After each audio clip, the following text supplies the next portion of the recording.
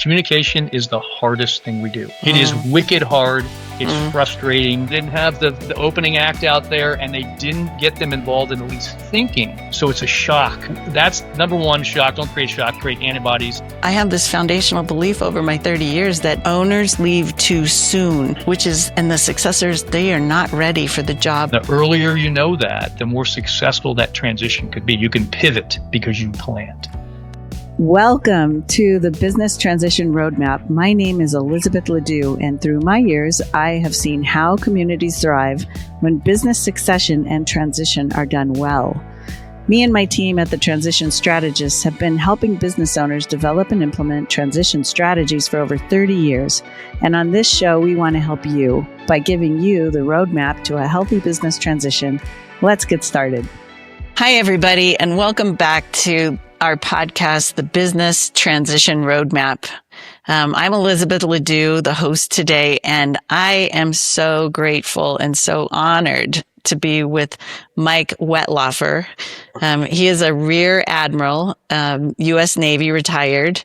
He is an entrepreneur at heart, and he has so much background and so much experience in so many different things.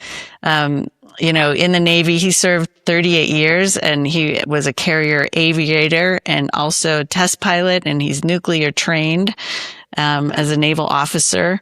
And so I'm just, again, grateful to have him here. I'm going to turn it over to you, Mike, and can you just tell us a little bit about your background, your experience, and some of the entrepreneurial things that you're doing now? Sure. Elizabeth, thank you so much. And I really, truly appreciate the opportunity to talk to you.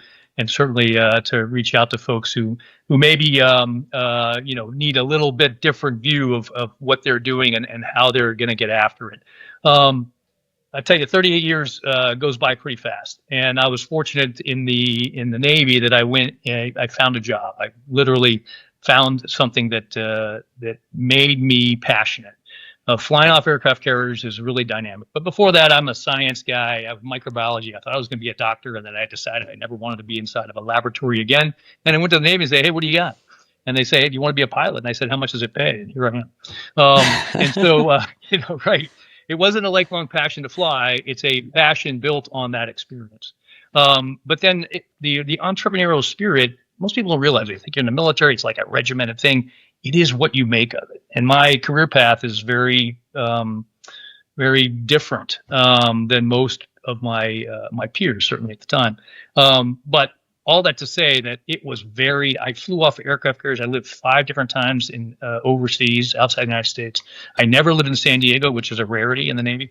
I lived in Japan 3 times. I lived in Germany. I lived in the UK. I worked with the Brits. I worked for the Brits. I used to say the Queen would pay my travel expenses, which is kind of fun. And I did lots of interesting test things, which are also although, a lot planning intensive, of course, but you're also exploring opportunity and developmental test from simulation and beyond. And then I was fortunate to have a experience working for Secretary Rumsfeld and Secretary Gates in a policy job. And people go, "Well, that sounds kind of boring." Yeah, maybe sometimes. Well, most of the time. But there were these nuggets of opportunity to learn from really experienced diplomats, senior level military people at the seam, or you will, there's some friction there between the military level and the political level, right? And you have to understand where you are and who owns the risk. We could talk about that too. And then in commanding squadron level, commanding 2 different ships, one being an aircraft carrier, and then commanding lots of ships and lots of people. But really interesting at the end of my 38 years, the last 4 years or so, I commanded a global fleet of commercially owned and operated and government-owned and operated vessels. And we did lots of experimentation. It wasn't just write a contract and take something someplace or use a Navy ship or go take some beans and bullets and gas to a Navy vessel. It was all kinds of experimentation, both in the data side and in the physical side, developing ways to deliver things in that would be new, more distributed, networked. And since I left the Navy a few years ago, I've been involved in youth development organizations at the board level, Virginia Space Authority, which is really cool, one of 4 places in the United States that launched the space of Wallops Island on the east coast of Virginia, as a board member with fiduciary responsibility. I'm on several startup boards, including nuclear development and reprocessing. It's really, it is a passion, right? How do you make a difference? And so this technology called CoolMIT, at least the commercial side, is meant to help people with a overheated body. If you take core temperature out through the hands and the feet, and you go, you can't just stick your hand in a bucket of ice. No, that doesn't work because your body constricts, your blood vessels constrict. So the temperature is important, the radiative effect of your hands, and taking advantage of that with a water flow that actually touching the water, and lots of other detail there. But it's just really amazing opportunity to take what is a human performance enhancing capability that was found in the research to now maybe address some medical challenges or overheating body challenges with menopause, perimenopause women, pregnant women, and get some more comfort without having a pharmacological intervention to make it happen. And then finally, last thing, most recently, not finally, right, but most recently, is to we're working on a undersea test range. There's no commercial undersea test range. There's a logjam in getting things done. We want to protect our infrastructure, the data across cables, the things that our financial and learning global connection processes rely on. You need to figure out how do we protect those things? How do we maybe guard them? How do we measure them? And how do we help keep others maybe out of our backyard where we don't want them? Yeah. And anyway, I'll stop there because I think there's a lot That's of opportunity great. to talk about it. Yeah. And I think everybody who's listening in can see just the vast array of background that Mike has. And today, I don't know, maybe at some point in time, we'll do another podcast to dive deeper into some of these things. Today, what we want to talk about is the opportunity to lead through change. And I think that that's an incredible topic because as business owners and as even as you run your business, but also as you start to transition out, there's always change happening. Transition just is a little bit more intense as far as the change is concerned because you're moving people farther, faster. And I thought, Mike, this would be a great topic for us to dive into since you have been able to do that for many, many years. Yeah, thanks, Elizabeth. So, people look at the military and go, we are really good at planning, right? We're really, really good at planning. As a matter of fact, I do some work for the Naval War College and we go and help higher level headquarters with those processes, but not telling them what to do. That's a key. Not telling them what to do, helping them with the process of planning.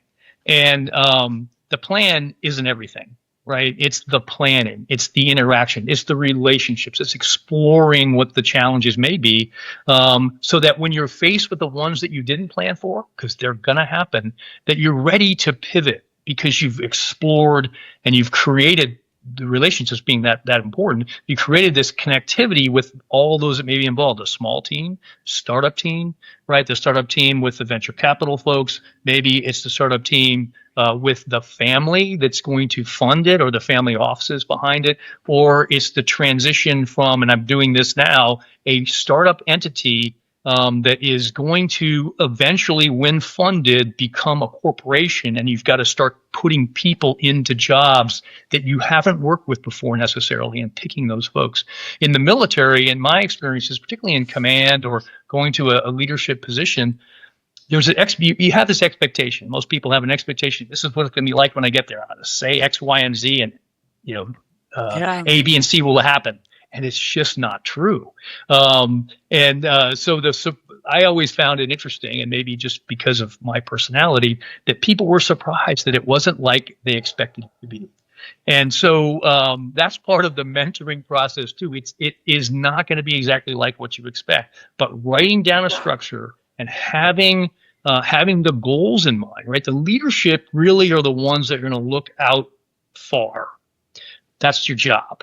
right? Look out far and take the near term and get it there, right? And it may not be a direct path, probably not a direct path, right? More It's going than to likely be not a direct path. no, No. it's a pinball game, right? And things are going to happen, and the market may change, or the underlying thesis may change because technology dramatically changes, outpaces you potentially, because you weren't broad enough initially, right? When you're thinking about what are the options may be. So back to the planning piece, planning, the process of planning, having a process, it's absolutely important, and involving others in the process and not expecting them to think like you do.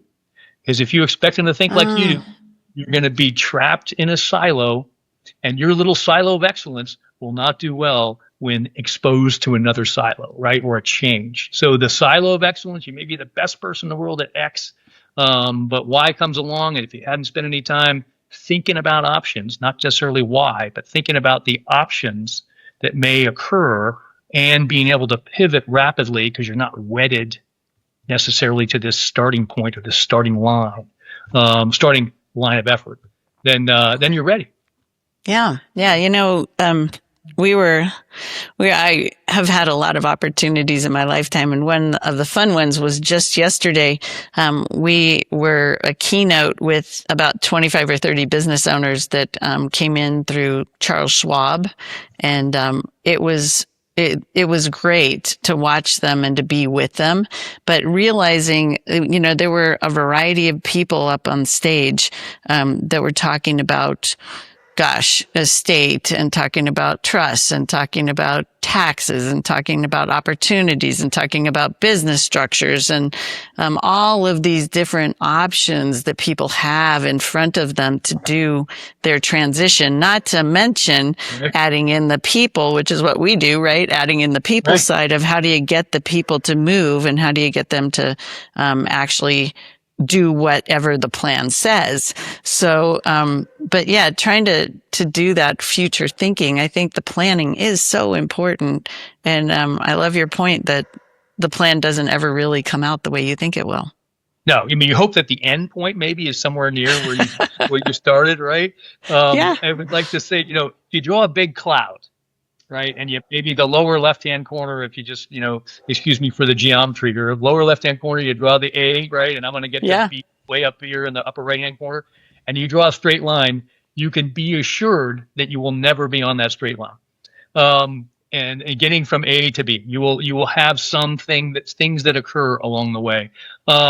So all the people, right? The people are so critical, as you just mentioned.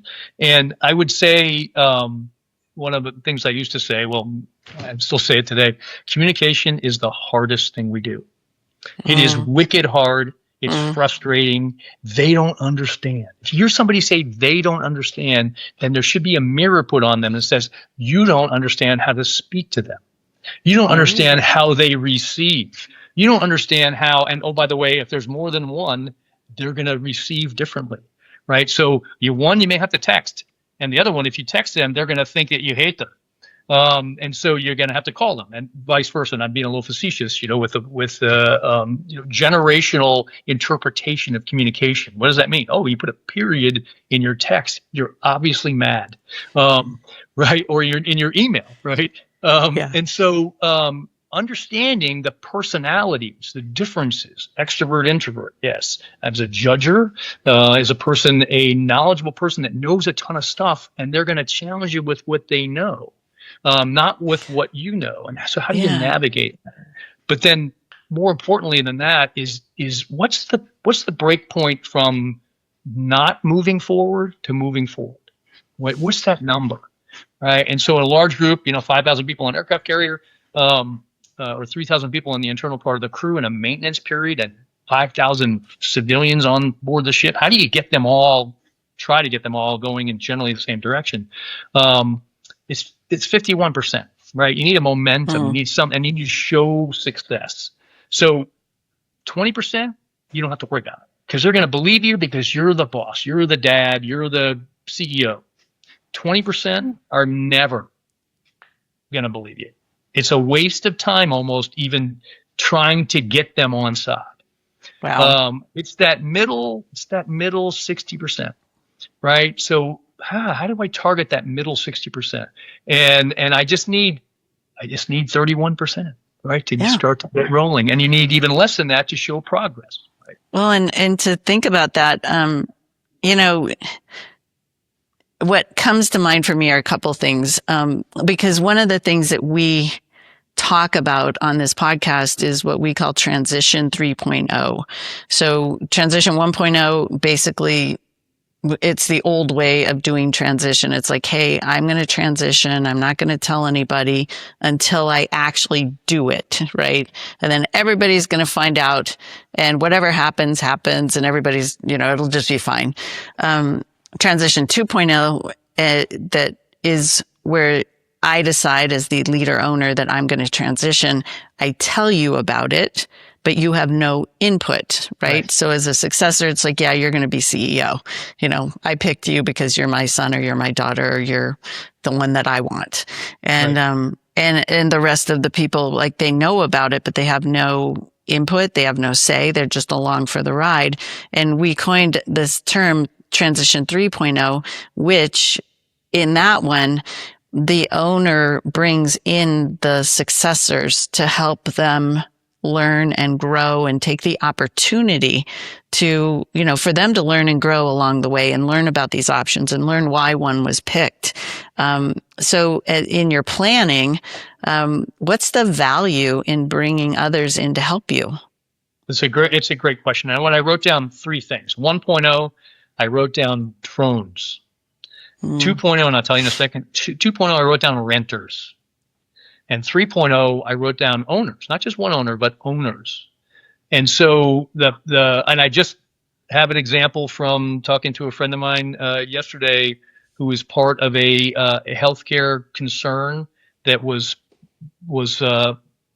founder owned and operated, very large, national. It was transitioned and bought out in a private equity process, and then without notice, they picked a new CEO just recently and through the PE thing. They created a bunch of drones because they just set themselves back so dramatically by not telling anybody. Didn't warm up the audience, right? They didn't have the opening act out there, and they didn't get them involved in at least thinking. So it's a shock. It's a shock to the system. And so that's number one, shock. Don't create shock, create antibodies.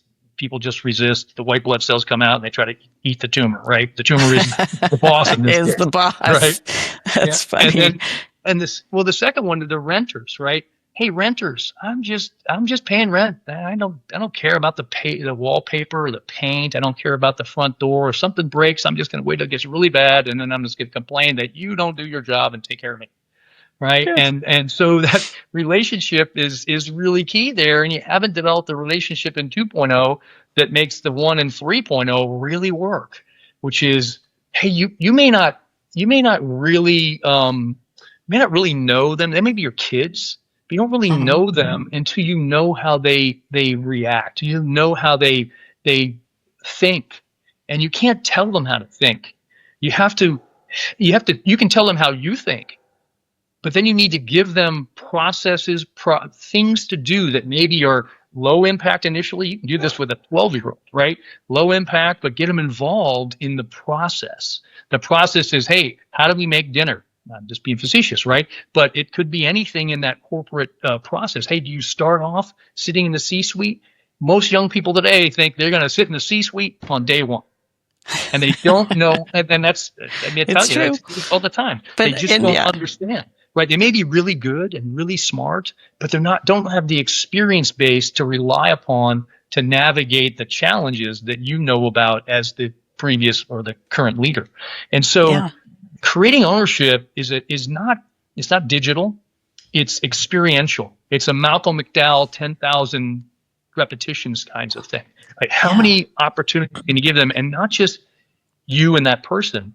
Hey, they're going to have to manage teams. Engineers have one of the major challenges here, right? They don't get taught. They don't have a leadership opportunity until later on, and suddenly they are a 1.0. Hey, you're now the manager of this group of engineers. I don't know how to do that. And so teaching them and engaging them, coaching, I would say not teaching, coaching, giving them things to do, maybe in work together, brother and sister. Hey, here's your thing. Here's your goal. Here's our goal. Oh, come back. This is come back to me and tell me what you're thinking about it. Create this interaction, and never say, I wouldn't do that. Never say that. Never say, oh, well, that doesn't sound right. That's just like 1.0. Put up the roadblock. Yeah. Be a drone. And then give them the stake, the leverage that you have, I think, in the higher level leadership, corporate, family, doesn't really matter. Leverage you have is when you teach them to think and own and generate success on their own. Then you have leverage. Then they've learned from you, and they'll come back to you saying, what do you think about this? Particularly for somebody who's transitioning a business, right? You kind of want to be on the sidelines to make sure that thing is going if you've got some future interest in it. But if you can't reach in and tell them what to do. And so, because you'll destroy that ownership that they've created. We've all seen boards. Yeah. Ownership creating that human, right? We've all seen boards that go in and try to go, okay, turn left. Well, you're going to lose a lot of people. Maybe you have to. Maybe you need to. Maybe this is the time to do that, but not all the time. Right. Well, and as people go through this transition, there are many whens. So you gave the great example of, a new CEO gets popped in, right, without anybody knowing. And I love the way that you framed transition 1.0, 2.0, and 3.0, the renters and, onto the owner, just ownership in that. But in the many whens, there are successors in a job. There are successors in decision-making levels. And then there's successors in actual ownership, actual equity. And so as you walk through that, I think, mentoring so many owners, I think, in my opinion, leave too soon. They assume that the next person coming in, even if they've worked in the company with them for quite a few years, kind of through osmosis is going to be able to just run the company. and the statistics are horrible that 2/3 of companies that change hands generationally fail. And, our statistic is much, much higher. We have 95% make it. So, or more. So, but I have this foundational belief over my 30 years that owners leave too soon, and the successors, they are not ready for the job, for the decision making and the ultimate ownership. And probably because he didn't get involved early enough. Right? So the too soon may not be too soon if you start the process farther left on the calendar. Right. Right. Yeah, it's from beginning to end. Yeah. Right. So I know a company that I've dealt with, an IT company, but they are a deliberately developmental organization. And that means they develop their people from day one. And they do it by a couple of major ways, right? One of the major ways is complete transparency.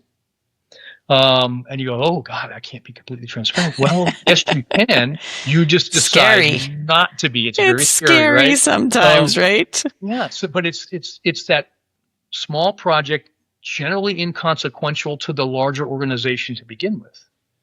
But a small project, hey, you're gonna plan and execute next week's or next month's get together with all the outlying people and do the lunch and do the schedule and everything. And you're going to have to figure out how do you interact with everybody that makes that happen.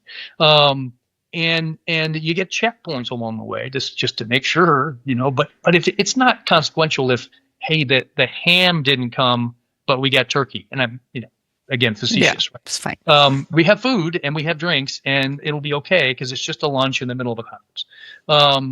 But you don't tell that person it's just a lunch, right? And so that and maybe they're working with somebody else. And again, that's just maybe a very basic example, but that's what this company does. Entry level. Oh, that's what you're going to do. And then when they have a feedback process where they're open to everybody. Everybody is in the feedback process, and they actually use this, and that's the phone with an app on it, and they give instant feedback with the presentation. And it goes up on the screen. Now, this is really dramatic. You have to build a culture to do this, right? I'm like, wow. Right. Yeah. But it goes up on the screen behind them. Hey, you're talking too loud. You're not talking loud. You're not looking at us. Or, hey, that's but it's not, they're constructive. They're not meant to be negative, fully Sure. negative comments, but the numbers, they're supposed to be truthful. And you can't, it's a 4-number scale, 1, 2, 3, 4, 4 being really good, 1 being really bad. There's no middle ground. So even the people voting can't hedge. Oh, 2.5. Yeah. It's Right? whole And numbers. so, yeah, the point of that was that clear assessment. The feedback process starts early, and that's part of creating an owner, right? Is an ownership, right? And I don't mean the owner, Yep. the person, No. but But ownership owning in what they in do. the yes. And at each level, which means, to me, it's like, how do we get them into the job level? How do we get them into the governance level? How do we get them into the ultimate ownership level? And sometimes these successors, they'll start as an owner because the mom or dad will gift them. So they start as an owner. So they're there. And then, they have to figure out, are they right for the job and all of that. But in the planning, I think going back to that concept, that's a strong place to, in my opinion, help and mentor those successors all the way through this whole process, because it's not just about a job.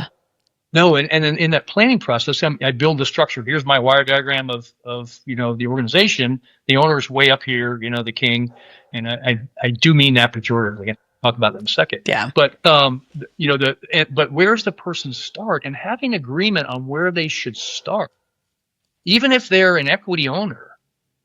At the early stage, hey, you're going to start here so you can learn about this area. And then once you learn about how do we set requirements, then you can go over to contracting and see how they execute that. And you can start here. You may have equity, but you're not in a authority position yet. And then you move them around so that you create, I know, the end to end of the company. That's really important. End to end execution. Right. And so you get this opportunity to move around, and they're part of that discussion because they're equity. They have some equity. Many employees have equity in companies, but they're not part of the decision-making process. Right. That's right. That's right. And so, but if you have this future plan, then maybe that's a way to get them, not maybe it works. That's how you get them involved in decision-making and owning the decisions, and an assessment process that says, oh, that wasn't very good, but you don't tell them that. They tell you that. And then you navigate in that discussion to get a clear shared understanding of the assessment. And what, the way we do in the Navy, right? And aviation, right? I take my watch off, right? I put it on the counter. I hack. Everybody's got the same time. We do a brief. We go out and execute that mission. We walk on time. Everything's on time, right? And the notes are timed. You come back. You have tapes. I know I was here. These are me talking with my hands, a fighter thing, very basic, right? But and all that. And your responsibility is to take notes. So you also learn how to take detailed notes so that in the assessment process you participate. You're not just the end of the gun. And so and at the end, with the watch and managing up cards and what happened here and there, you actually build the picture. And that's a detailed, very tactical level detail of movement. But you can do the same thing in anything. If there's no debrief, you plan, you execute, right? You plan, prepare, you execute. And if you don't debrief, there's no learning. Yeah. There is no learning. Well, right? and the learning, and going back to the concept of, business transition strategies, some of these strategies, in my opinion, most of them are at least 5 years, but I think 10 years, 15 years is a great strategic runway for somebody, because there are so many moving parts with the people, and you're changing lives. You're changing your own life as a transitioner. You are morphing your successors' lives. You're giving them opportunities. You're figuring out if they are or are not the right person for that job, so they don't get stuck with that for the rest of their life. Right. And that's a big deal, to put somebody, help somebody get into that place, but not help them get out. So with that, as you wander through, I think the debrief piece is so crucial, and to be able to have that feedback loop, because I think as owners, we just get on this path and we're just executing and growing, and every day we're moving forward. And, all of a sudden we're at the end of the road and we go, oh, we're supposed to be leaving now. Yeah. Wow. You look over your shoulder and there's nobody really there. You're over the other know. shoulder and their mouth is wide open going, oh my God, I'm shocked. Oh my gosh. Or I got sick, or I did whatever, right? The world takes care of some of that too. And, just being prepared and being ready for that.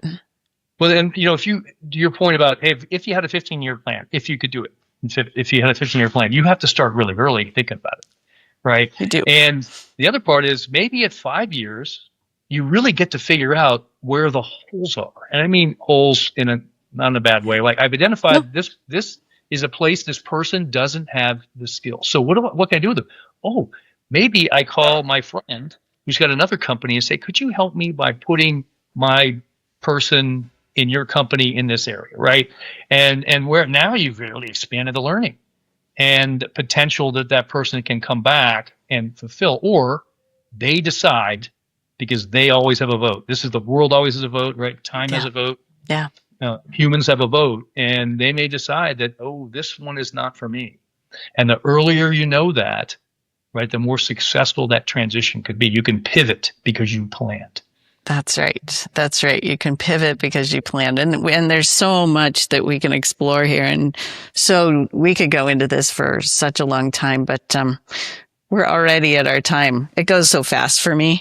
I start talking with someone and then the 20 or 30 minutes is gone. Yeah. But, Mike, I, again, just appreciate you being here and sharing some of these things with us, because, the opportunity to lead through change, that we have that as entrepreneurs to be able to do that, because the business is always changing. And, I appreciate your thoughts on that. It's the planning process that's important. The plan is great, but it usually does not go the way that you anticipate. And the debrief allows you to go back and adjust your plan and adjust your thinking and adjust, those next steps forward to what I think is then to lead in change. Right. Absolutely. Great. Really, really fun discussion. Thanks so much for having me involved, and I look forward to talking to you again sometime. Well, I am so pleased. So, I always ask at the end of our sessions, Mike, what's one thing that you would leave with the audience for them to either to inspire them or to remember or to take forward? Yeah. Then that one thing is, there's many things, right? But the one thing is to listen. You have to actively listen. It took me a long time to learn that. Or you get in the military, and I get this spot, and this, and I learned, particularly when I transitioned from an all-military organization where I could say things, I had leverage that way, to the civilian organization. And I mean, listening doesn't mean just with your ears; it's with your eyes. And you can look around a room, and there's a lot of people in that room that may be pretending to listen, and maybe pretending to inculcate what you're saying. But you'll be able to tell when you ask them a question, not an attack question, but a question.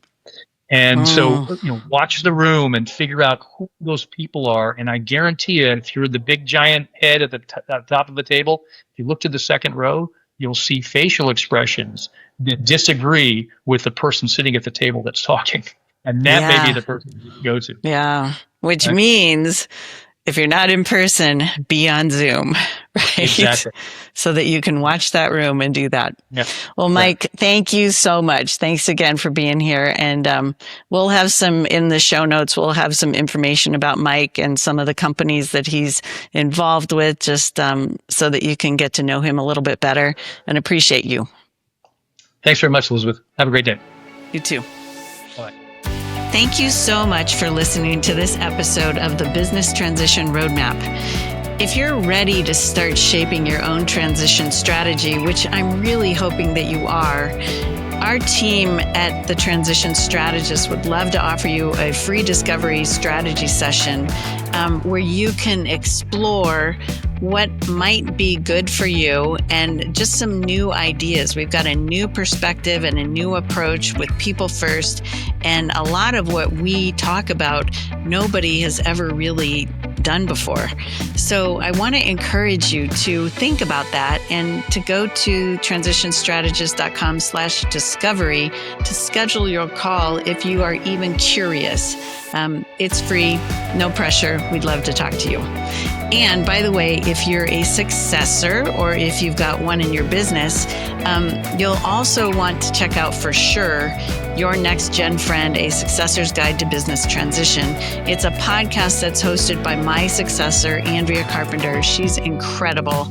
And this one is specifically designed for rising leaders in family businesses. So thanks again for listening. I'll see you next time on the Business Transition Roadmap.